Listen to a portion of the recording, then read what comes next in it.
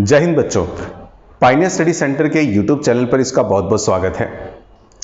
Class 12 के exam CBSE board के अब कैंसिल हो चुके हैं और कुछ दिनों में आपकी मार्कशीट भी आ जाएगी, आपका रिजल्ट भी आ जाएगा और उसके बाद आपको दिल्ली यूनिवर्सिटी में एडमिशन लेना होगा। आज से हम लोग एक सीरीज शुरू कर रहे हैं जिसमें हम लोग बताएंगे कि जो क्लास 12 में साइंस के बच्चे हैं उन्हें 12th के बाद कौन कौन सी अपॉर्चुनिटीज़ है, कौन कौन से कोर्सेज में अपना वो एडमिशन ले सकते हैं, कॉमर्स वाले किस में एडमिशन ले सकते हैं और आर्ट्स वाले किस में एडमिशन ले सकते हैं। आज की वीडियो पूरी तरह से डेडिकेटेड है उन बच्चों के लिए जो क्लास 12th में कॉमर्स वाले हैं। पहले हम लोग कॉमर्स के लिए बना रहे हैं, फिर साइंस और आर्ट्स स्ट्रीम के लिए भी बनाएंगे। आज इस वीडियो में हम लोग समझेंगे, आप वीडियो को जरूर पूरा देखिएगा तभी चीज़ें अच्छी तरह से आपके दिमाग में आएंगी। जो क्लास 12th में कॉमर्स के स्टूडेंट हैं, जब वो क्लास 12th क्लियर कर लेते हैं तो उनके सामने कौन कौन से ऑप्शंस हैं, कौन कौन से कोर्सेज हैं, उसके बारे में हम लोग विस्तार से यहाँ पे चर्चा करेंगे। सबसे बड़ी बात, आप 12th के बाद जिस भी प्रोफेशन में जाना चाहते हैं या जो भी सेक्टर आप ज्वाइन करना चाहते हैं, उसको ज्वाइन करने से पहले सबसे एक बड़ी चीज़ ये है कि आपको अपने ऊपर एक एनालिसिस करना चाहिए, जिसे हमें मैनेजमेंट में सिखाया जाता है। मैनेजमेंट में हम लोग पढ़ते हैं स्वॉट एनालिसिस। स्वॉट में SWOT, स्वॉट बोल देते हैं, कुछ लोग स्वैट बोल देते हैं। तो SWOT स्वैट एनालिसिस। इस स्वैट एनालिसिस में S का मतलब है स्ट्रेंथ। स्ट्रेंथ मतलब आपकी शक्ति, आपकी पावर। S के बाद है W का मतलब वीकनेस। वीकनेस का मतलब आपकी कमियां क्या हैं, आपकी खामियां क्या हैं। इसके बाद है O का मतलब अपॉर्चुनिटीज। अपॉर्चुनिटी का मतलब संभावनाएं, आपको कहां कहां संभावनाएं मिलती हैं। और लास्ट है T का मतलब है थ्रेट, मतलब डर। अब इसको जरा समझते हैं, जरा सुनिएगा। ये जो SWOT है, इसमें S को हम लोग O से कोरिलेट करते हैं। S को कोरिलेट करते हैं O से। S मतलब स्ट्रेंथ और O का मतलब अपॉर्चुनिटीज। याद रखिए, सबसे पहले हर एक पर्सन, हर एक स्टूडेंट को देखना चाहिए कि मेरी स्ट्रेंथ क्या है। जो मेरी स्ट्रेंथ होगी उसी स्ट्रेंथ से मेरी अपॉर्चुनिटीज तैयार होंगी। मतलब अगर मान के चलिए मेरी स्ट्रेंथ है, क्या कहते हैं, क्रिकेट खेलना, मैं क्रिकेट अच्छा खेल सकता हूं, तो क्रिकेट में कौन कौन सी अपॉर्चुनिटीज है मुझे ये देखना चाहिए। मेरी अगर अपॉर्चुनिटीज हैं एंकर बनना, मैं बोलने वाला बनना चाहता हूं, मेरे को बोलना बहुत अच्छा लगता है, तो मेरी स्ट्रेंथ अगर है तो मैं और कौन कौन सी अपॉर्चुनिटीज हैं, एंकरी कर सकता हूं या कुछ और कर सकता हूं। मतलब आपको सबसे पहले अपनी स्ट्रेंथ को पहचानना बहुत जरूरी है। स्ट्रेंथ को पहचानने के बाद ही स्ट्रेंथ के बेस पर आपकी अपॉर्चुनिटीज तैयार होती है। S और O के बाद, यानी कि स्ट्रेंथ और अपॉर्चुनिटी के बाद, अब हम लोग बात करते हैं किसकी, वीकनेस और थ्रेट की। याद रखिए, एक स्टूडेंट की, एक पर्सन की जो भी वीकनेस होती है उसे पहचानना बहुत जरूरी है, क्योंकि आपकी वीकनेस के बेस पे ही आपकी थ्रेट तैयार होती है। जितनी ज्यादा वीकनेस उतनी ज्यादा थ्रेट। तो जब आप पता लगा लेते हैं कि आपकी स्ट्रेंथ क्या है, आपकी वीकनेस क्या है, तो आपको यह भी समझ में आ जाता है कि स्ट्रेंथ के बेस पर आपको क्या मिलेगी, अपॉर्चुनिटीज, और जो आपकी वीकनेस होगी, वीकनेस के बेस पर आपको क्या मिलेगी, थ्रेट्स मिलेगी। अब इसको एनालाइज करने के बाद अब आपको अपना कैरियर ऑप्शन सुनना चाहिए कि कैरियर ऑप्शन आपका क्या है। सबसे बड़ी बात, कैरियर ऑप्शन सुनते समय यह मत सोचिए कि किसमें ज्यादा पैसा मिल रहा है। आप कैरियर उसे चुनिए जिसमें आपका इंटरेस्ट है, क्योंकि आज के टाइम में बहुत सारे सेक्टर्स ऐसे हैं जो आज से 10 साल पहले, 15 साल पहले अगर आप सोचें तो वो सेक्टर इतने नहीं थे, लेकिन आज के टाइम में वो सेक्टर इतने ज़्यादा बूम कर चुके हैं, बहुत ज़बरदस्त। आज के टाइम में लोग खाना बना के भी पैसा कमाते हैं, खाना खा के भी पैसा कमाते हैं, लोग घूमते हुए भी पैसा कमा लेते हैं। तो कहने का मतलब, आपकी स्ट्रेंथ क्या है वो आपको पहचानिए, आपका इंटरेस्ट किस में है वो पहचानिए, उसके हिसाब से हम लोग तय करते हैं। दूसरा, हम लोग आज जो चर्चा करेंगे, हम लोग जो डिस्कशन करेंगे, वो क्लास 12 के जो कॉमर्स स्ट्रीम के बच्चे हैं वो 12th के बाद क्या क्या ले सकते हैं उनकी बात करेंगे। देखिए, क्लास 12 के जो बच्चे जब क्लास 12 क्लियर करते हैं, पास करते हैं, प्रमोट करते हैं, तो उसके बाद जनरली उनके पास दो ऑप्शन होते हैं मेन। एक होते हैं उनके पास जनरल कोर्सेज, जिसे हम एकेडमिक कोर्सेज बोलते हैं, और एक होते हैं प्रोफेशनल कोर्सेज। तो वन बाय वन एक एक करके हम लोग समझेंगे। सबसे पहले हमारी बारी आती है, याद रखिए, जनरल कोर्सेज में, एकेडमिक कोर्सेज में सबसे पहला नाम आता है बीकॉम। बीकॉम में भी दो कैटेगरी है। एक है बीकॉम प्रोग्राम, जिसे पहले बीकॉम पास बोला जाता था, अब उसका नया वर्जन है BCom programme and BCom honours. साफ शब्दों में बताऊं तो बीकॉम प्रोग्राम से थोड़ा सा टफ है बीकॉम ऑनर्स। अगर आपका कैलिबर अच्छा है, आप अच्छे पढ़ने वाले हैं, आप सब्जेक्ट को अच्छी तरह से समझना चाहते हैं, तो बीकॉम प्रोग्राम की कंपेयर में आपको बीकॉम ऑनर्स की तरफ जाना चाहिए। बीकॉम ऑनर्स में नंबर ऑफ सब्जेक्ट्स भी ज़्यादा होते हैं बीकॉम प्रोग्राम के कंपेयर में। तो बीकॉम प्रोग्राम हर कोई कर लेता है, हर कोई एडमिशन ले लेता है, लेकिन अगर सही से आपका नॉलेज अच्छा है, आप अच्छा पढ़ने वाले हैं, आप स्कॉलर स्टूडेंट हैं, अच्छी क्वालिटी के आप एजुकेशन पढ़ना चाहते हैं, तो आपको बीकॉम प्रोग्राम नहीं बीकॉम ऑनर्स में जाना चाहिए। बीकॉम ऑनर्स में अच्छे सिलेबस होते हैं, अच्छे खासे सिलेबस होते हैं, अच्छे खासे सब्जेक्ट्स होते हैं। ये दिल्ली यूनिवर्सिटी के बहुत सारे कॉलेजेस में कराया जाता है। उसमें मेन तो SRCC है, Shri Ram college of commerce, इसके अलावा हिंदू कॉलेज है, इसके अलावा हंसराज कॉलेज है, इसके अलावा KMC किरोड़ी मल कॉलेज है, यानी कि बहुत सारे कॉलेज हैं। DU के भी और साउथ के भी बहुत सारे कॉलेज हैं। साउथ में ARSD है, RLA है, मोतीलाल नेहरू कॉलेज है, इसके अलावा और भी बहुत सारे कॉलेजेस हैं जो वहाँ पे हमें मिलते हैं, तो आप उसमें जा सकते हैं। BCom honours much better than BCom programme. BCom programme और बीकॉम ऑनर्स के बाद जो अगला कोर्स आता है दिल्ली यूनिवर्सिटी में, उसका नाम है बीकॉम इको ऑनर्स। ये मेरा फेवरेट कोर्स है, बहुत बच्चे इसमें एनरोल करते हैं, बहुत अच्छा कोर्स है ये, बहुत ही अच्छा कोर्स है ये। बीकॉम इको ऑनर्स में सबसे बड़ी बात यह है कि आपको स्पेशलाइजेशन करना होता है इकोनॉमिक्स में। इसमें आप micro economics, macro economics, foreign economics, साथ ही साथ में हिस्ट्री ऑफ इकोनॉमिक्स, यानी कि इकोनॉमिक्स में A से लेकर Z तक सब कुछ आपको पढ़ने को मिलता है। इसके कैरियर ऑफ का कहते हैं एक्सपोजर भी बहुत ज़्यादा है। इको ऑनर्स करने के बाद आप क्या कहते हैं कहीं पे भी एज ए एंकर लग सकते हैं न्यूज़ चैनल पर, जो प्रोफेशनल जो स्टॉक मार्केट से रिलेटेड जो होते हैं चैनल्स उन पर। इसके अलावा आप टीचर बन सकते हैं। इसके अलावा आप बहुत सारे RBI में रिसर्चर्स की ज़रूरत होती है, तो बहुत सारे रिसर्चर्स RBI में जाते हैं जिन्होंने बीकॉम इको ऑनर्स किया हो। तो इको ऑनर्स करने के बाद बहुत ज़्यादा जॉब अपॉर्चुनिटीज़ हैं, ये अच्छा खासा वो है सेक्टर।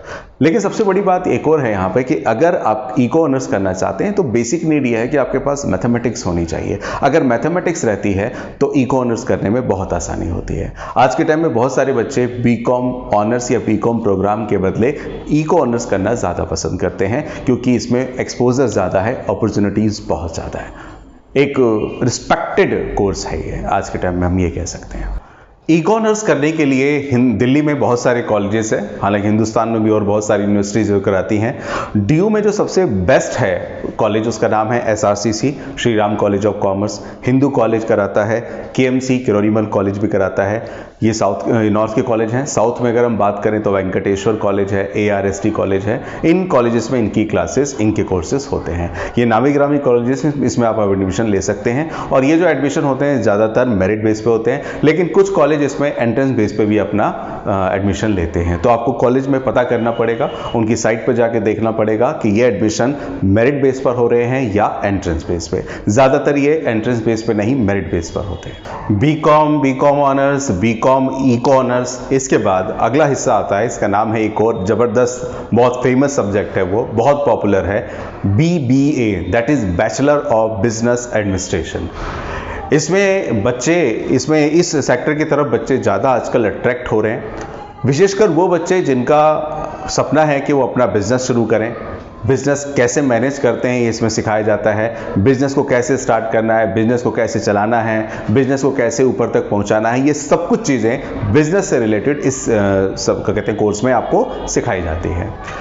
BBA के लिए हमारे यहाँ बहुत सारी अलग अलग यूनिवर्सिटी हैं, उसमें मेन सबसे नाम बड़ा आता है IP का, इंद्रप्रस्थ यूनिवर्सिटी। साथ ही साथ में आपने एक और नाम सुना होगा, सिम्बोसिस भी कराता है ये। कुछ और भी यूनिवर्सिटीज़, प्राइवेट यूनिवर्सिटी हैं जो कराती हैं। साथ ही साथ में BBA में आपको जो सब्जेक्ट्स पढ़ने को मिलते हैं वो डाइवर्सिफाई फॉर्म में पढ़ने को मिलते हैं। इसमें अकाउंट्स भी है, इकोनॉमिक्स भी है, स्टैटिस्टिक भी है, थोड़ा बहुत मैथ्स भी है, यानी कि ये सारी इकोनॉमिक्स है, सब कुछ मिला जुला करके ये एक अच्छा खासा पैकेज बनता है BBA का। BBA करने के बाद ज़्यादातर बच्चे BBA के बाद MBA करने के बाद में सोचते हैं master of business administration. Master of business administration अगर आप अच्छी तरह से कर लेते हैं, अच्छी जगह से कर लेते हैं, तो बहुत ज़बरदस्त जॉब अपॉर्चुनिटीज़ हैं इसकी। तो BBA, उसके बाद MBA, इसमें फाइनेंस आता है, मार्केटिंग आती है, HR आता है, बहुत कुछ आता है। ये आज के टाइम में बहुत ज़्यादा पॉपुलर है और इसका सक्सेस रेट भी बहुत ज़्यादा है। कॉमर्स वालों के लिए जो अगला एक कोर्स आता है उसका नाम है CA, क्योंकि ज़्यादातर मोर देन मैं कहूँगा 90% बच्चे कॉमर्स यही यही सोच के लेते हैं 10th के बाद कि हमें तो CA करनी है। CA means chartered accountant. एक बहुत रिस्पेक्टेड प्रोफेशन है ये। ये याद रखिए, कोई दिल्ली यूनिवर्सिटी नहीं कराता। इसके लिए हमारे यहाँ हिंदुस्तान में पार्लियामेंट ने एक अलग संस्था बना रखी है, एक अलग बॉडी बना रखी है जिसका नाम है ICAI, that is institute of chartered accountant of India. इसका ऑफिस दिल्ली में आपको ITO पर मिल जाएगा, इनकम टैक्स ऑफिस के सामने ही है, वहीं पर है ये। अच्छा, यहाँ पे सबसे बड़ी बात कि ये 5 साल का मिनिमम कोर्स होता है। इसमें आपको 3 पार्ट्स में कोर्स करना होता है। फर्स्ट में CA फाउंडेशन, पहले उसे CPT बोलते थे। दूसरे नंबर पे आता है CA इंटर, जिसे पहले IPCC बोलते थे। और तीसरे नंबर पे आता है CA फाइनल। अगर कोई बच्चा CA में एनरोल करता है, अगर वो सारे के सारे एग्जाम एक बार में क्लियर करते हुए जाता है तो 5 साल में वो CA बन जाता है। सक्सेस रेट थोड़ा इसका कम होता है, लेकिन जो बच्चे स्कॉलर हैं, अच्छा पढ़ने वाले हैं, अच्छा तैयारी करने वाले हैं, जिनके पढ़ाई में ज़्यादा ध्यान दे सकते हैं, अच्छी तैयारी कर सकते हैं, तो वो ईजिली आराम से इसको कर लेते हैं। 5 साल का ये कोर्स है। इसके लिए आपको CA इंस्टीट्यूट में या जाकर के या ऑनलाइन फॉर्म आपको डाउनलोड करके सबमिट करना होगा। इसके एग्ज़ाम साल में 2 बार होते हैं, मई जून या नवंबर दिसंबर में होते हैं। जो बच्चे, मेरा ये सजेशन रहेगा कि जो बच्चे CA में एडमिशन लेते हैं वो केवल CA ही ना करें, CA के साथ साथ वो BCom ऑनर्स में भी अपना एनरोलमेंट जरूर कराएं, क्योंकि BCom ऑनर्स आपकी एक डिग्री कोर्स है, उसमें आपको डिग्री मिलेगी, और CA आपका एक प्रोफेशनल कोर्स है। दोनों एक साथ करेंगे तो ज़्यादा अच्छा रहेगा। CA के बाद अगला नंबर जो आता है, और एक और बड़ी बात कि CA करने के बाद you are become a chartered accountant, आप चार्टर्ड अकाउंटेंट बन जाते हैं। चार्टर्ड अकाउंटेंट बनने का मतलब है कि आगे चल के आप अपनी सेल्फ प्रैक्टिस कर सकते हैं। साथ ही साथ में बड़ी बड़ी कंपनियों को अपने यहाँ CA की बहुत ज़रूरत पड़ती है, तो वहाँ पर आप as a chartered accountant accounts को मैनेज करने के लिए आप वहाँ पर रिक्रूट हो सकते हैं। CA के बाद अगला नाम आता है कंपनी सेक्रेटरी, यानी कि CS का मतलब कंप्यूटर साइंस नहीं, CS का मतलब कंपनी सेक्रेटरी। इसके लिए हमारे यहाँ एक संस्था है, दोबारा से एक अलग से क्या कहते हैं, पार्लियामेंट ने एक बॉडी बना रखी है, ICSI, that is institute of company secretary of India. Institute of company secretary of India. यहाँ पे क्या होता है कि अगर आप ICSI में जाएंगे और अपना CS में एनरोलमेंट कराएंगे तो ये भी लगभग 5 साल का सिलेबस होता है, 5 साल का कोर्स होता है। इसके बाद आप एक कंपनी सेक्रेटरी कहलाएंगे, आपके नाम के आगे CS लगेगा, CA करने वालों के नाम के आगे CA लगता है। इसमें सबसे बड़ी बात ये होती है कि CS करने के बाद आज के टाइम में बहुत सारी कंपनियों को CS की ज़रूरत पड़ती है। जितनी भी कंपनियों की लीगल एक्टिविटीज़ होती हैं, जितने भी लीगल फॉर्मेलिटीज़ होती हैं, वो ज़्यादातर आज के टाइम में CS पूरी करते हैं। आप इसमें CS करने के बाद किसी कंपनी के लॉ एडवाइज़र बन सकते हैं, लीगल एडवाइज़र बन सकते हैं। आप इसके बाद गवर्नमेंट जॉब में भी आसानी से जा सकते हैं। इस तरह से CA की तरह CS में भी, ये बात बता दूं मैं आपको, CA की तरह CS में भी 5 साल का एक कोर्स है। इसमें फर्स्ट पार्ट में आपको CS फाउंडेशन, फिर इसके बाद CS एग्जीक्यूटिव और उसके बाद CS प्रोफेशनल को करना होता है। CA के बाद, CS के बाद ये दोनों ही प्रोफेशनल कोर्स है। एक और प्रोफेशनल कोर्स है CMA, सर्टिफाइड मैनेजमेंट अकाउंटेंट, जिसे हम लोग जनरली पहले ICWA बोलते थे, अब CMA बोल देते हैं। CA में आपको मैनेजमेंट अकाउंटिंग सिखाई जाती है। मैनेजमेंट अकाउंटिंग का मतलब जनरली इसमें कॉस्ट अकाउंटिंग सिखाई जाती है कि जो मैन्युफैक्चरिंग सेक्टर की कंपनियां हैं वो अपने यहाँ ये कोशिश करते हैं कि उनकी कॉस्ट किस तरह से कम हो, कॉस्ट कटिंग किस हिसाब से की जा सकती है, क्वालिटी को कंप्रोमाइज़ किए बिना कॉस्ट को किस तरह से रिड्यूस किया जा सकता है। इसके लिए वो हेल्प लेते हैं कॉस्ट अकाउंटेंट की, जिसे आज के टाइम में हम लोग CMA यानी कि सर्टिफाइड मैनेजमेंट अकाउंटेंट बोलते हैं। इसके भी एग्जाम, ये तीनों ही CA, CS और CMA, ये तीनों ही प्रोफेशनल कोर्सेस हैं। इनका अच्छा खासा दबदबा है मार्केट में, और तीनों के एग्जाम याद रखिए, तीनों जो कोर्सेस हैं साल में 2 बार, मई जून में और नवंबर दिसंबर में होते हैं। आप अपनी इच्छा के आधार पर, अगर आपका न्यूमेरिक ज़्यादा ज़बरदस्त है, न्यूमेरिक मतलब जब आपको न्यूमेरिकल चीज़ें करने में, अकाउंटेंसी करने में ज़्यादा पसंद आता है, तो आप CA या CA में कर सकते हैं। लेकिन जो बच्चे जिनकी थ्योरी में ज़्यादा पकड़ होती है, थ्योरी बहुत अच्छा कर लेते हैं, उनके लिए CS मच बेटर ऑप्शन है। बाकी आप अपनी स्ट्रेंथ देखिए और वीकनेस देखिए, उसी के हिसाब से डिसाइड कीजिए कौन सा कोर्स आपको चूज करना चाहिए। इन कोर्सेज के अलावा आजकल मार्केट में एक नया कोर्स और अच्छा चल रहा है, इसे BCom LLM बोलते हैं। BCom LLM का मतलब जो बच्चे कॉमर्स यानी कि बीकॉम करने के साथ साथ लॉ भी पढ़ना चाहते हैं तो उनको ये 5 साल का इंटीग्रेटेड कोर्स करना होता है। इसमें याद रखिए आपको बीकॉम के जो सब्जेक्ट हैं कॉमर्स के वो तो पढ़ाए जाते हैं, साथ ही साथ में लॉ के भी सब्जेक्ट पढ़ाए जाते हैं। यानी कि आपको एक ही कोर्स में दो चीज़ें मिल गई, लॉ भी मिल गया और साथ ही साथ में आपको कॉमर्स भी मिल गया, बीकॉम LLM। इसके लिए आपको एक CLAT क्लैट का एग्ज़ाम देना होता है और उसके बाद NLU जो हमारी यूनिवर्सिटी है उसमें आपको एडमिशन मिल जाता है, नेशनल लॉ यूनिवर्सिटी, उसमें एडमिशन आपको मिल जाता है, उसके बाद आप कर सकते हैं। अच्छा, ये जो 5 साल का कोर्स होता है इसको करने के बाद आप दोबारा से कहीं पे भी गवर्नमेंट सेक्टर में, प्राइवेट सेक्टर में, सीधी सी बात है, लॉ एडवाइज़र बन सकते हैं, लॉ रिपोर्टर बन सकते हैं, लॉ एंकर बन सकते हैं। इसकी भी अपॉर्चुनिटीज़ बहुत ज़्यादा है, आजकल ये भी बहुत छाया हुआ है मार्केट में, बहुत ज़बरदस्त चल रहा है। क्लास 12 के कॉमर्स के बच्चे इन सबको कोर्सेज के अलावा एक और उनके पास ऑप्शन है, वो है BHM bachelor of hotel management, bachelor of hotel management. इसमें आप होटल मैनेजमेंट का कोर्स कर सकते हैं, मतलब इसमें फिर दोबारा से बैचलर ऑफ होटल मैनेजमेंट में आपको होटल इंडस्ट्री से रिलेटेड कोर्स को कराया जाता है, होटल इंडस्ट्री से चीज़ें कराई जाती हैं।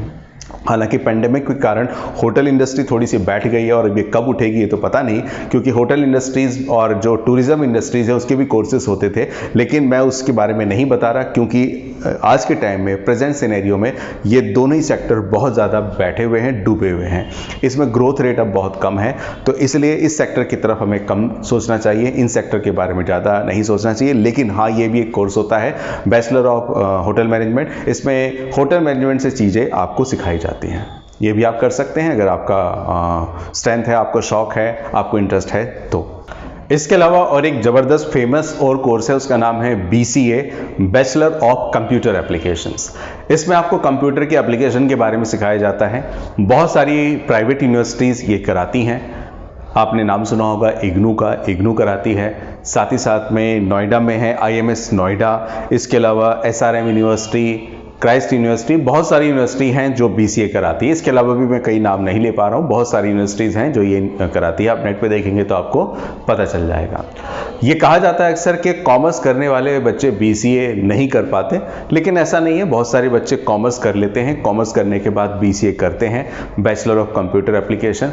ये अलग बात है कि अगर आप साइंस करके BCA करते तो और ज़्यादा बेहतर रहता, लेकिन कॉमर्स करने के बाद भी बच्चे कर सकते हैं। हाँ, थोड़ी सी मेहनत ज़्यादा करनी पड़ती है। BCA के बाद एक और कोर्स है, उसका नाम है BJMS यानी कि bachelor of journalism and mass communication.